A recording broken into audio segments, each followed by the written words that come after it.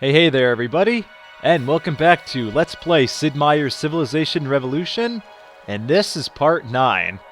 We are finally out. I didn't want to keep you guys waiting too long, but I guess 2 weeks is still kind of long considering how much the support for this whole series has jumped in the past few weeks. So, without further ado, here we are with part 9, and again I just want to thank everyone who's been watching so far for all the comments, the views, and the subscribers, and all the likes. Just thank you for the support in general. I really appreciate it. And this is also including Xbox Live. I've been receiving a fair amount of support comments on there. Speaking of which, if I have not replied to you on Xbox Live at all, I apologize. I do my best, but I do sometimes miss a bunch of them. However, I never delete these comments. So, if I did not reply to you on Xbox Live, don't hesitate to mention it in the comments section below. And, well, yeah, again, I just really appreciate it. There's nothing else I can really say about that. So, without further ado, now that we're about a minute into this, let's go right back here to our city of Abydos, which we took from the Egyptians in the very beginning of this series. Alright, so at the end of the last video, let's go to our diplomacy section up here, Bismarck declared war on us, and he has formed a fundamentalist government. So, with his troops rallied by religion, he is declaring all-out holy war on us.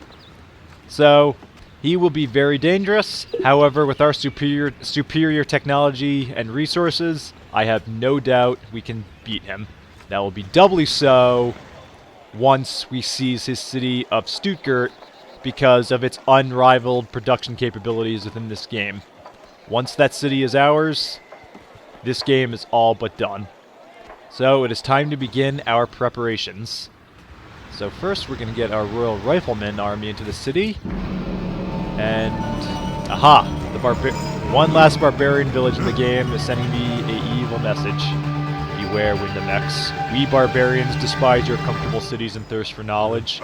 We live in squalor and filth, and we will soon destroy your silly civilization. Stand aside, smelly one. Alright, now that was a little interesting interruption there. Reason Mr. Grey Wolf there finally stepped in is because my second galleon here came within vicinity of his village. So, he just wants to let me know that he's out to get me, but quite frankly, we saw how weak they were in the beginning of the game. It's nothing to worry about. However, we are going to continue our exploration of the land up here because we're trying to see what Cleopatra has got hidden underneath this fog of war here. As you can tell, there's a little bit of yellow Egyptian culture just isolated up here. And since it's not connected to Thebes, we know for a fact there's a city hidden here. But are we going to be able to find out exactly what it is? Personally, I'm doubting it. And if I can go back to that for a second. I'm doubting that because I have no land unit in this boat, so I can't put troops on the ground to find out. And I'm not going to be able to get close enough to her territory to see it without entering this water square she's occupying, which would be a declaration of war. And considering that Cleopatra's in a democracy, and so am I, that just does not happen. Interesting little historical footnote there. No two democracies have ever gone to war against each other, or rather, no democracy has ever declared war against another democracy. It just does not really happen. Democracies do not go to war with democracies. Or at least, democracies don't go to war with other true democracies.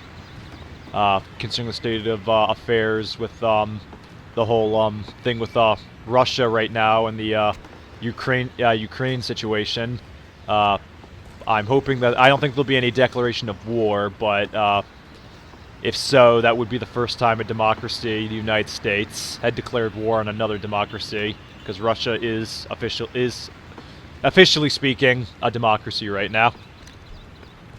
So if such an event happened, which again I don't think it will, Actually, I'm almost certain it won't. I'd be amazed if it did. That would be a first in history. Alright, but that's enough of that notion and my meaningless rambling. Let's just end this turn. And watch our culture grow.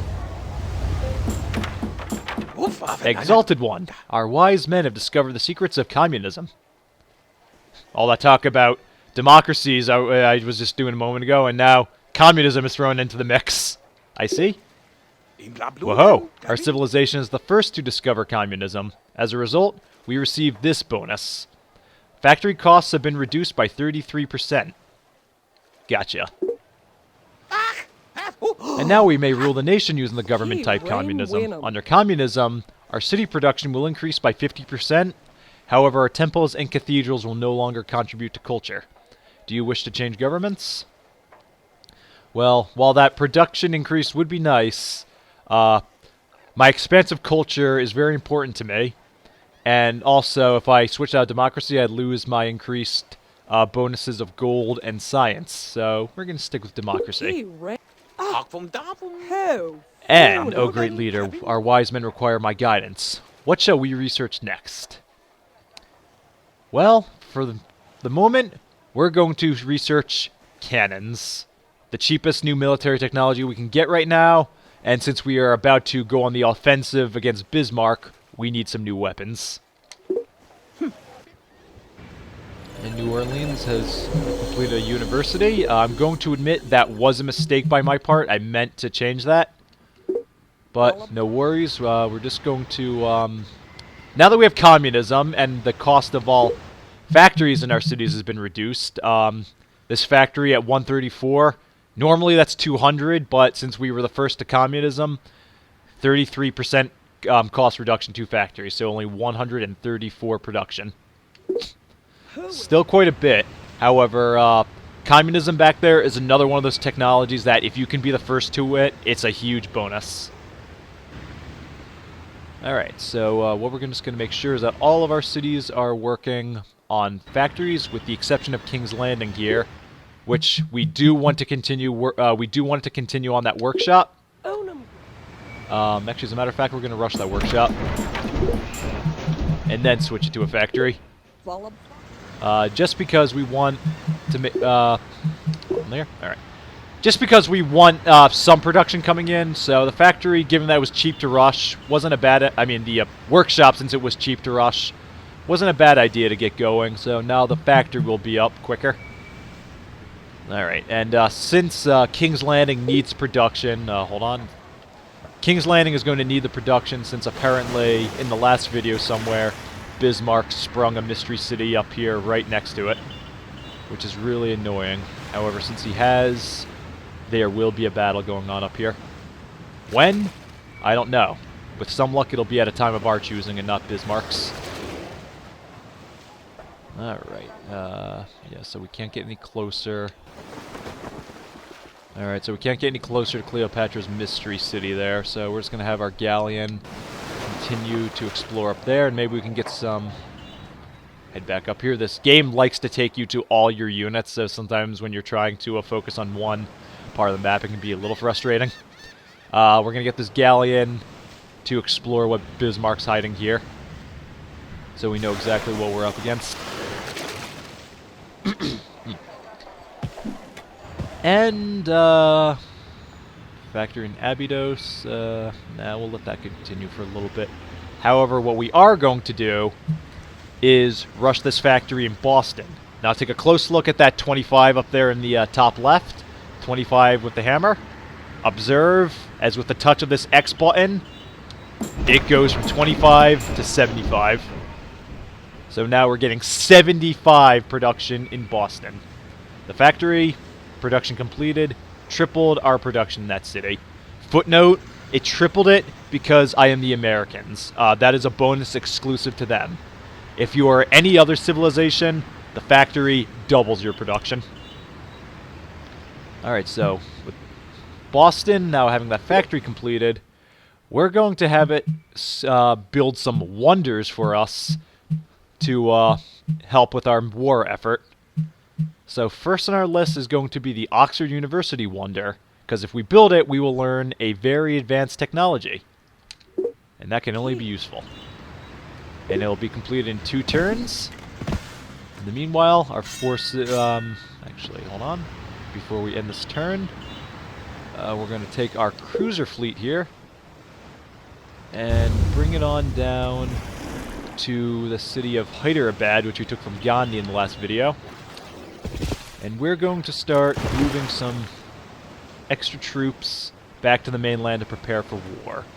This Royal Rifleman Army, however, is going to stay behind and protect Hyderabad.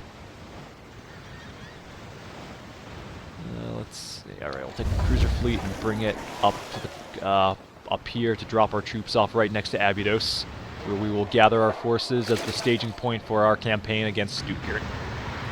Let's see, 300, 595, and I just rushed the workshop here, so can't rush it yet. Let's see. I think on the next turn we'll rush that factory in Abydos. Maybe. We'll see how much. What is this? Our informants report that the Germans have declared war on the Greeks. Interesting. So Bismarck is declaring war on a bunch of people. That's going to hurt him when he can't focus on when he's fighting multiple enemies at once. And I'm one of those enemies. Alright, put that aside. This just in, sire. A government change. The Indians have replaced their fundamentalism with monarchy. Under a monarchy, their palace culture will double. I got it. Alright. And the culture of our people has allowed the great person George Stephenson to appear in the city of Washington. If we develop 11 additional great people, wonders, or converted cities, we will be ready to build the United Nations and win a cultural victory. I gotcha. You know, before I settle him, let me just take a look at Washington here. What does that already have built? Alright, and... Washington's mostly focusing on... Alright, you know what? We're just going to, let's take a look. Alright, yeah, we're gonna send George Stephenson to one of our island cities. What's New York like right now? Okay, yeah, we're gonna send George Stephenson to New York City and help bring that one up to par.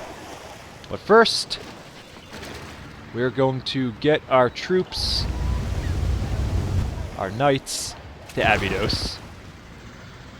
While the rest of our forces dig in, and we're gonna send this to New York. And galleon is set to autopilot, where we see the German city of Bonn. I'm hoping I'm pronouncing that right, Bonn. Alright, only 5 population. He, being as new as it is, it's probably not doing much. However, with those 2 whale, it will grow quickly, assuming he's got navigation. I don't think I've seen Bismarck on the sea yet, so I don't know what he's at technologically. How much is the... Okay, 625. We're definitely not rushing that anytime soon. So, we'll end the turn. This just in, sire. Another government change. The Germans have replaced their fundamentalism with a monarchy. Under a monarchy, their palace culture will double. Interesting. And who is winning? Well, everyone's still got their capitals. I'm dominating in technology in the first of 28. Gandhi's got 22. And looks like Alexander's got 3rd place with 19, and Bismarck and Cleopatra trailing in last with 18. Economics, all of them so far only have reached 100 gold, not once even touching 250, compared to us who have hit over 1,000. However, culturally, while I'm still winning, Bismarck is in the race there with 5. So, interesting to note. Now, before we exit out of here, I'm approaching my 15-minute mark. So, why don't you guys just hit that link up there on the top right of the screen and advance to the next part.